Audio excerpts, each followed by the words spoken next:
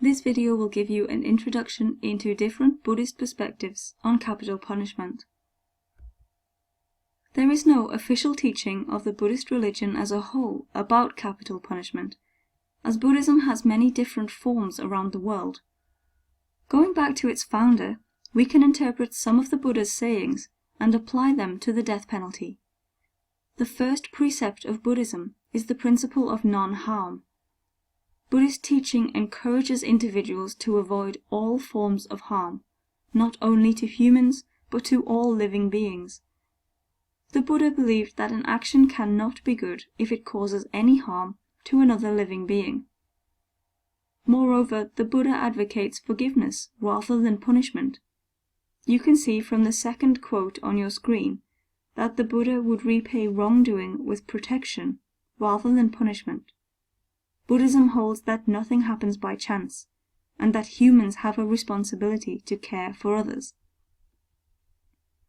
Buddhists believe in the ongoing cycle of life and rebirth, known as reincarnation. This cyclic existence is also called SAMSARA. This cycle is represented by the image on your screen. The way a person lives affects their future rebirths through the process of karma. Actions have consequences.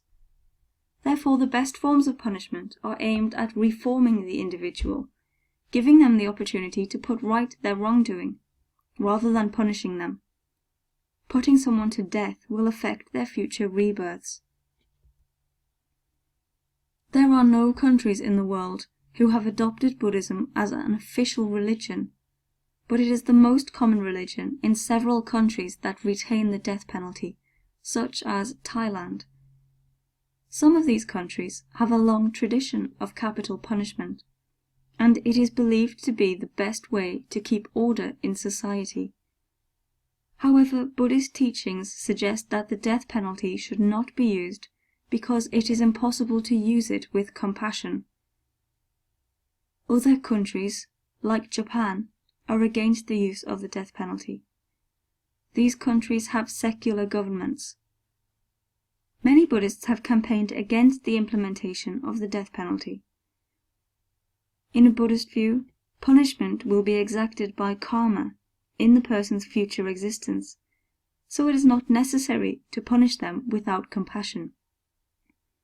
Buddhist teaching only allows for the killing of another living being in self-defense.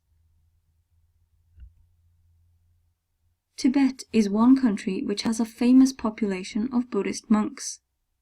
Buddhism in Tibet has struggled to come to terms with the conflict between Tibet and China, with China attempting to rule Tibet, and some extreme Buddhist monks resorting to violent action.